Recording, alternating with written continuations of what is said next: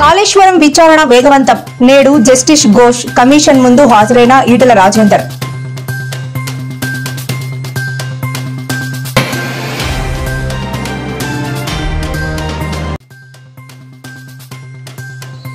నేడు హైదరాబాద్ అన్నపూర్ణ స్టూడియోస్ లో ఘనంగా అక్కినేని అఖిల్ పెళ్లి వివాహ వేడుకకు హాజరైన పలువురు సినీ తారలు.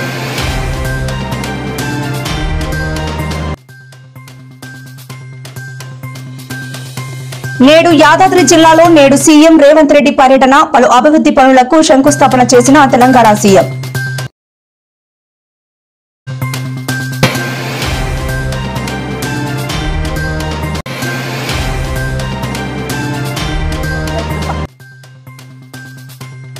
ఏపీలో నేటి నుంచి మెగా డిఎస్సి 2025 పరీక్షలు ప్రారంభం. అభ్యర్థులకు ఆల్ ది బెస్ట్ చెప్పిన సీఎం చంద్రబాబు.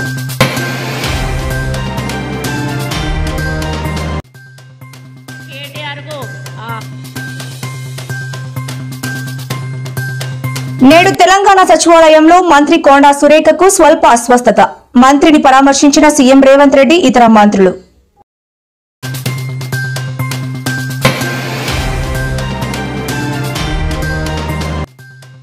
ప్రపంచంలోనే అత్యంత ఎత్తైన రైల్వే బ్రిడ్జిని ప్రారంభించిన ప్రధాని మోదీ. ఆపరేషన్ సింధూర్ అనంతరం జమ్మూ కాశ్మీర్ మోదీ తొలి పర్యటన.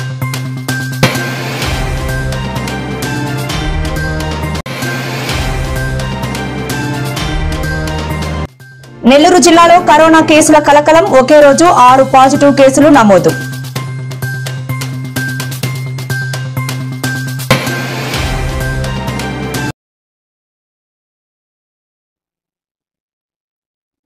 కాళేశ్వరం ప్రాజెక్టు పరిధిలోని మేడిగడ్డ, అన్నారం, సుందిల్లా బ్యారేజీల నిర్మాణంలో అక్రమాలు చోటు చేసుకున్నట్లు ఆరోపణలు రావడంతో రాష్ట్ర ప్రభుత్వం విచారణ కమిషన్ కు నియమించింది. జస్టిస్ పిసి ఘోష్ కమిషన్ విచారణను ముమ్మరం చేసింది. విచారణలో గత బీఆర్ఎస్ ప్రభుత్వంలో ఆర్థిక మంత్రిగా పనిచేసిన ఈటెల రాజేందర్ కమిషన్ ఎదుట హాజరయ్యారు. నిధుల వినియోగం, కేటాయింపుల్లో ఏవైనా లోపాలు జరిగాయా, నిబంధనలను ఉల్లంఘించారా, నాటి పరిస్థితులకు అనుగుణంగా తీసుకున్న నిర్ణయాలు ఏమిటి అనే కోణంలో ఈటెల రాజేందర్ ను కమిషన్ ప్రశ్నిస్తున్నట్లు సమాచారం.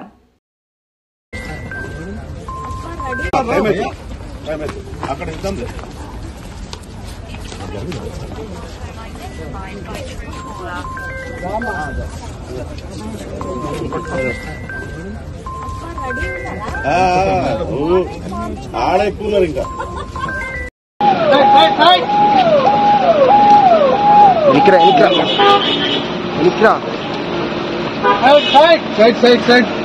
కాదు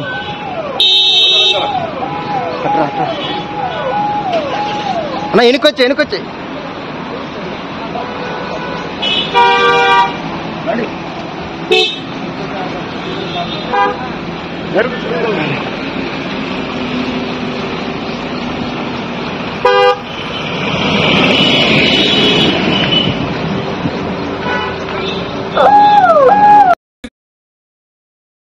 రిటర్న్ ఇస్తాడు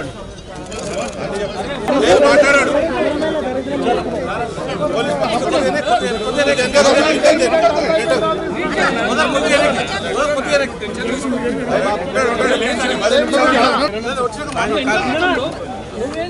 మీడియా ముందుకెళ్ళ ఆనాడు టాలీవుడ్ యువ కథానాయకుడు అక్కినేని అఖిల్ ఒక ఇంటివాడయ్యారు. తన ప్రియురాలు జైనాబ్ రజ్నీతో కలిసి ఆయన శుక్రవారం హైదరాబాద్లోని అన్నపూర్ణ స్టూడియోస్ లో వైభవంగా జరిగిన వేడుకలలో 7 అడుగులు నడిచారు. గతేడాది నవంబర్లో వీరి నిశ్చితార్థం జరిగిన విషయం తెలిసిందే. ఈ ఏడాది తెలుగు సినీ పరిశ్రమలో అత్యంత ఆసక్తిగా ఎదురుచూస్తున్న వివాహాల్లో ఇది ఒకటిగా నిలిచింది. ఈ వివాహ వేడుకకు సినీ పరిశ్రమకు చెందిన పలువురు దిగ్గజాలు హాజరై నూతన వధూవరులను ఆశీర్వదించారు.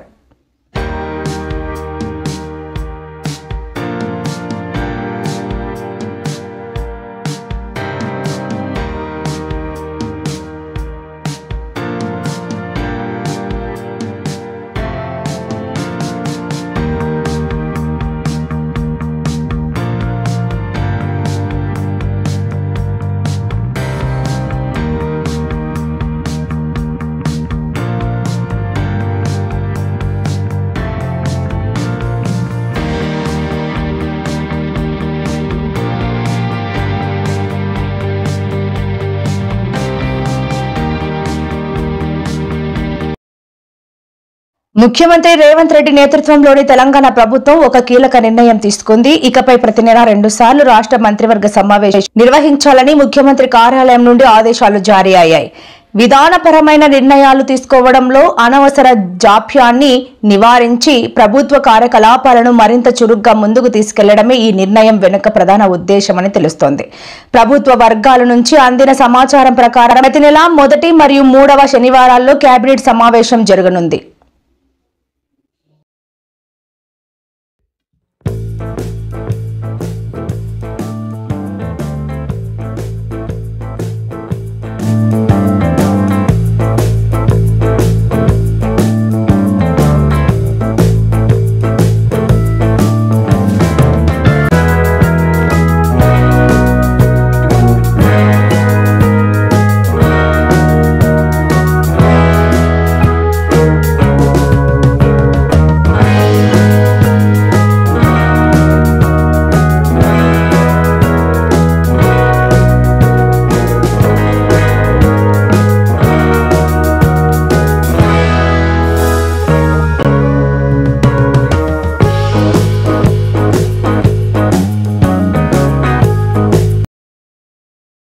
మౌలిక సదుపాయాల నిర్మాణంలో భారత్ ఒక చారిత్రాత్మక మైలురాయిని చేరుకుంది. ప్రధానమంత్రి నరేంద్ర మోదీ నేడు ప్రపంచంలోనే అత్యంత ఎత్తైన రైల్వే వంతెన అయిన చీనాబ్ రైల్వే వంతెనను ప్రారంభించారు.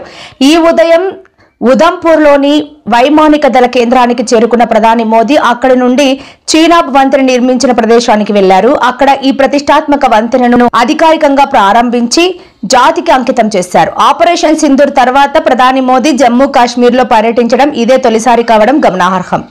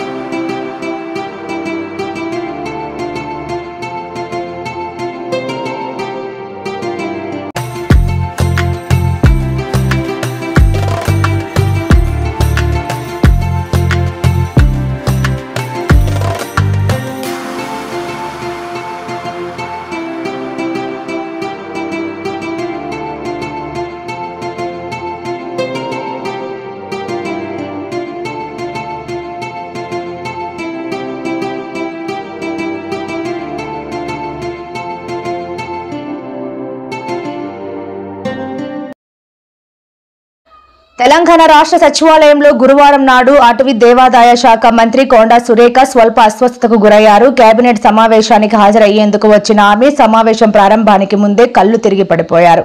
ఈ ఘటనతో సచివాలయ సిబ్బంది అధికారులు ఒక్కసారిగా ఆందోళనకు గురయ్యారు. వివరాల్లోకి వెళితే మంత్రి కొండా సురేఖ ఉదయం నుంచి ఎలాంటి ఆహారం తీసుకోలేదని తెలిసింది. మంత్రి కొండా సురేఖ అస్వస్థతకు గురైన విషయం తెలుసుకున్న ముఖ్యమంత్రి రేవంత్ రెడ్డి ఇతర మంత్రులు వెంటనే ఆమె వద్దకు వెళ్లి పరామర్శించారు. నమస్కారం. గత వారం రోజులుగా నేను ప్రజల్లో కనపడకపోవడం, అసెంబ్లీకి రాకపోవడం, అందరూ కూడా ఎందుకు రావట్లేదని ఒక సందిగ్ధంలో ఉన్నారు. నాకు హెల్త్ బాగోలేదు, డెంగ్యూ ఫీవర్ వచ్చింది. అందువల్ల నీరసంగా ఉంది, బయటకు రాలేక ఇంట్లోనే రెస్ట్ తీసుకుంటా ఉన్నాను. గ్లూకోజులు ఎక్కుతా ఉన్నాయి, యాంటీబయాటిక్స్ ఎక్కుతా ఉన్నాయి. కాబట్టి ప్రజలందరూ అర్థం చేసుకుంటామని ఆశిస్తూ సెలవు తీసుకుంటాము.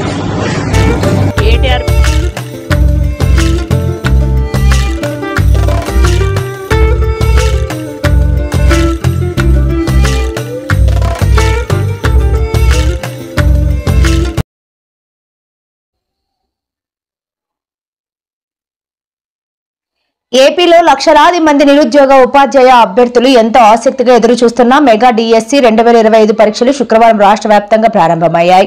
మొత్తం 16,347 ఉపాధ్యాయ పోస్టుల భర్తీకి ఈ నియామక ప్రక్రియ చేపట్టారు. ఈ పరీక్షలు కంప్యూటర్ ఆధారిత విధానంలో జరుగుతున్నాయి. ఈ సందర్భంగా సీఎం చంద్రబాబు పరీక్షలకు హాజరవుతున్న డిఎస్సి అభ్యర్థులకు ఎక్స్ ట్విట్టర్ వేదికగా ఆల్ ది బెస్ట్ చెప్పారు.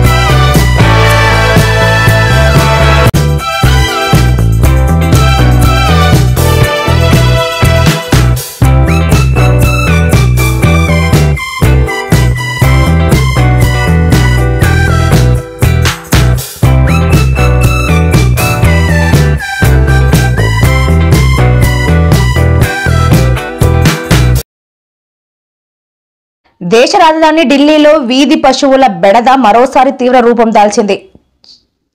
ఛత్తర్పూర్ ప్రాంతంలో ఓ ఎద్దు బీభత్సం సృష్టించింది. రోడ్డు పక్కన స్కూటర్ వద్ద నిల్చున్న ఓ వృద్ధుడిపై అకస్మాత్తుగా దాడి చేసింది. కొమ్ములతో పైకెత్తి నెలకేసి కొట్టింది. ఈ భయానక ఘటన మొత్తం సమీపంలోని సీసీటీవీ కెమెరాలో రికార్డయింది. ప్రస్తుతం ఈ వీడియో సోషల్ మీడియాలో వైరల్ అవుతోంది. ఈ దృశ్యాలు చూసిన స్థానికులు వెంటనే స్పందించి కర్రలు, రాడ్లతో ఎద్దును తరిమివేయడానికి ప్రయత్నించారు. ఈ క్రమంలో ఎద్దును బెదిరించబోయిన ఒక మహిళను కూడా అది కిందకు తోసేసింది.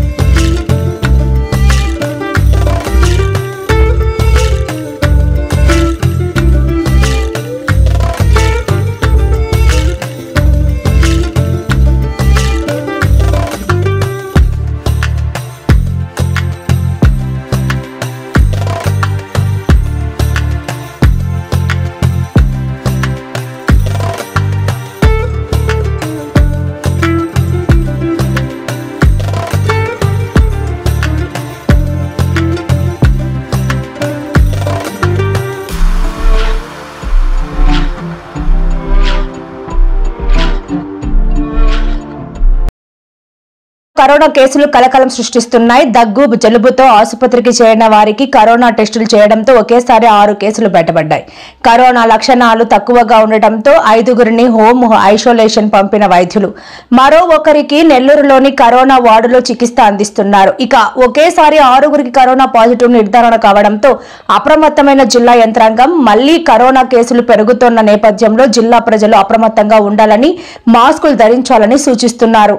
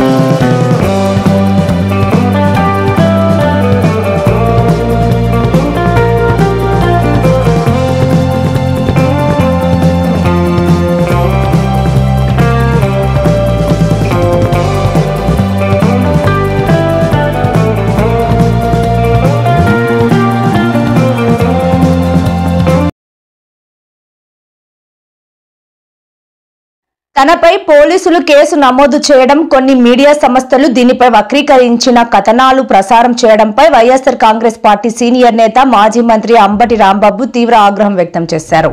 ప్రతినిధి బృందంతో వెళ్తుంటే అడ్డుకున్నది పోలీసులే, తోసుకుని వెళ్తామని నేను అన్నానా? రామోజీరావు గారితో పాటు విలువలు కూడా చచ్చిపోయాయా అంటూ తీవ్ర స్థాయిలో ధ్వజమెత్తారు. ఆంధ్రజ్యోతి, టీవీ5 ఛానళ్లు కూడా తనపై దుష్ప్రచారం చేశాయని ఆరోపించారు.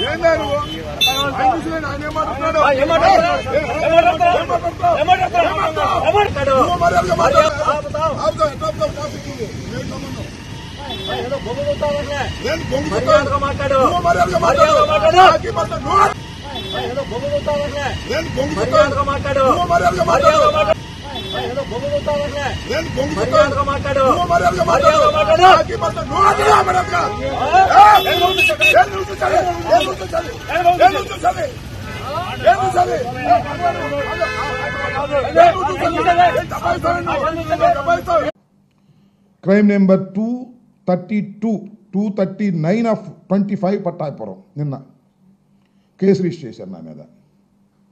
భయపడతానా? మీ కేసులు నేను భయపడతానా? భయపెట్టాలని అనుకుంటున్నారు కదా మమ్మల్ని మీరు. వైఎస్ఆర్ కాంగ్రెస్ పార్టీని, వైఎస్ఆర్ కాంగ్రెస్ పార్టీలో ఉన్న నాయకుల్ని ఎఫ్ఐఆర్లు పెట్టి భయపెట్టాలని మీరు ప్రయత్నం చేస్తున్నారు అంతేగా. మీ కేసులకు these are all false cases. నేను వెళ్తుంటే నన్ను మధ్యలో ఆపి మీ విధులకు నేను అడ్డం వచ్చానని చెప్పేసి నా మీద కేసు రిజిస్టర్ చేశారు. నా మీదను వినోద్ అని విద్యార్థి నాయకుడి మీద. ఈ కేసులకి మేము భయపడతామా? డోంట్ కేర్ అంటున్నా. చట్టంలో తేల్చుకుంటాం. నా మీద తగాదా పడి నన్ను బెదిరించి నా మీద కేసు రిజిస్టర్ చేసిన ఆ సిఐ ఎవరైనా సరే చట్ట ప్రకారం అంతు తేలుస్తానని కూడా ఈ సందర్భంగా మనం చేస్తున్నా. చాలామందిని చూశాను నేను, సిఐల్ని, ఎస్ఐల్ని, డిఎస్పీల్ని. చట్ట వ్యతిరేకంగా ప్రవర్తిస్తే, తెలుగుదేశం పార్టీ గుప్పెట్లో ఉండి పనిచేయాలనుకుంటే, లోకేష్ గుప్పెట్లో ఉండి పనిచేయాలనుకుంటే అనుభవిస్తారు. గుర్తుపెట్టుకోమని మనం చేస్తున్నాం. రోజులు ఎప్పుడు ఇలాగే ఉండవనేది కూడా ఈ సందర్భంగా గుర్తు చేస్తున్నా నేను. We don't care all these things. Mafia రాజ్యం ఇది. ఈనాడు, ఒక ఆంధ్రజ్యోతి, ఒక టీవీ5, ఒక చంద్రబాబు, ఒక పేపర్లో వీళ్ళంతా మీడియా అని చెప్పుకునే సిగ్గుపడాలి.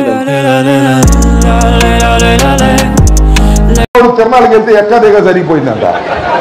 ఆ సామెతగా తెలివి తక్కువడికి ఇన్మెచ్యూర్డ్ అయినటువంటి తుని కేసుకు సంబంధించి కొట్టేసినటువంటి కేసుని మళ్ళా దాన్ని అపీల్ చేసి దానిలో ఉన్నటువంటి ముద్దాయిని శిక్షించాలి అనే పద్ధతుల్లో మంగళగిరి టీడీపీ కేంద్ర కార్యాలయంలో ఇవాళ నిర్వహించిన మీడియా సమావేశంలో AP state aquaculture development authority chairman Anam Venkataramana Reddy YCP అధినేత జగన్ పై తీవ్రస్థాయిలో విరుచుకుపడ్డారు. వైసీపీ కార్యకర్తలకు జగన్ ఎలాంటి విలువలు నేర్పుతున్నారని ఆనం ప్రశ్నించారు. రేపులు చేయండి, దొంగతనాలు చేయండి, పోలీసులపై హత్యాయత్నాలు చేయండి, మీరు జైలుకు వెళితే నేను వచ్చి పరామర్శిస్తా అని చెబుతున్నారా అని నిలదీశారు.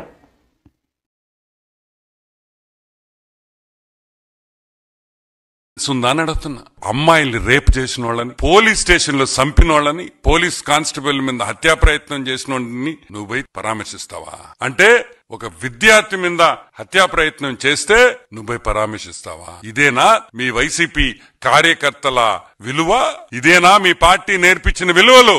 మీ కార్యకర్తలకి మీరు నేర్పించిన విలువలు ఇవ్వేనా? మళ్ళీ నువ్వు వాళ్ళని వెనకేసుకొని వస్తున్నావా? అంటే మిగతా వైసీపీ కార్యకర్తలకు కూడా ఇదే విధంగా ఉండాలని సూచిస్తున్నావా అని అడుగుతున్నాం. ఇదే విధంగా ఉండండి అని మీ కార్యకర్తలకి చెప్తున్నావా? నేను అదే విధంగా ఉండా కాబట్టి మీరు అదే విధంగా ఉండండి అని నువ్వు చెప్తున్నావా? నువ్వు ఏం మెసేజ్ ఇస్తున్నావు వైసీపీ కార్యకర్తలకి? మీరు రేప్ చేయండి, దొంగతనాలు చేయండి, పోలీసు వాళ్ళ మీద హత్యా ప్రయత్నాలు చేయండి, మిమ్మల్ని జైల్లో వేస్తే నేను వచ్చి పరామర్శిస్తా అని నువ్వు నీ కార్యకర్తలకు చెప్తున్నావా అని అడుగుతున్నాం. మళ్ళీ పోలీసు వాళ్ళ మీద విమర్శలు, వాళ్ళు తప్పు చేశారని ఏం చేయాలా? కాదురా, ఏం చేయాలరా? నాకు చెప్పండి రా, ఏం చేయాలా? హత్యా ప్రయత్నం చేస్తే ముద్దు పెట్టాలా? అమ్మాయిల మీద దాడి చేస్తే ముద్దు పెట్టాలా? దండయ్యాలా? ఏం చేస్తారు పోలీసు వాళ్ళు? మీరు హత్యా ప్రయత్నాలు చేసుకుంటా మేము వైసీపీ అనగానే ఆ పిచ్చోడు వస్తున్నాడని చెప్పేసి పోలీసు వాళ్ళు గమ్ముగా ఉండాలా? సీఎం రేవంత్ రెడ్డి నేడు యాదాద్రి జిల్లా నేడు పర్యటించారు. ఆలేరు నియోజకవర్గం తుర్కపల్లి మండలం తిరుమలాపురంలో 1500 కోట్లతో వివిధ అభివృద్ధి పనులకు శంకుస్థాపన చేశారు. అదేవిధంగా CM Revanth Reddy Gandhamalla reservoir, medical college, integrated residential school, వేద పాఠశాలకు శంకుస్థాపన చేశారు. అనంతరం తిరుమలాపురంలో నిర్వహించిన బహిరంగ సభలో ముఖ్యమంత్రి రేవంత్ రెడ్డి ప్రసంగించారు.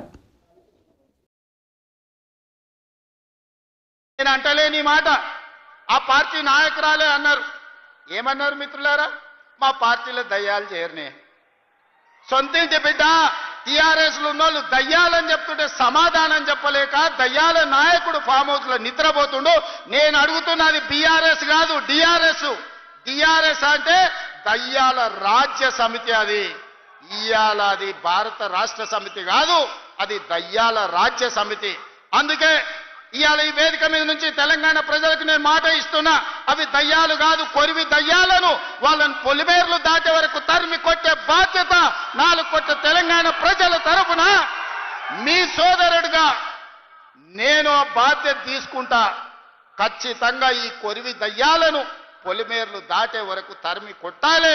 దాంట్లో మీ సహకారం ఉండాలి. నల్గొండ బిడ్డలు ముందు బాగానే నిలబడాలి అని చెప్పి నేను మా మిత్రులకు విజ్ఞప్తి చేస్తున్నా. ఇవాళ మిత్రులారా, నేను ప్రభుత్వ ఉద్యోగుల గురించి చర్చించి నేనంటలే వివాదాలకు రాజకీయాలకు లాగదలుచుకోలేదు. కానీ అది ఊరికే పోయిందా? యాదగిరిగుట్ట లక్ష్మీ నరసింహస్వామి దగ్గర జరిగిన అపచారానికి మూల్యం చెల్లించలేదా? మన ప్రభుత్వం ఏర్పడ్డ నాడే బొక్కవోర్ల పడి మక్కెలు ఇరగలేదా? మీకు తెలియదా? చేసిన పాపాలు ఎక్కడికి పోవు, మన ఎంబడే వస్తూనే ఉంటాయి నీడలాక. ఇవాళ పాపాలు చేసింది కాబట్టి మీ పరిస్థితి గట్లయింది. నేను అంటలేని మాట ఆ పార్టీ నాయకురాలే అన్నారు. ఏమన్నారు మిత్రులారా? మా పార్టీలో దయ్యాలు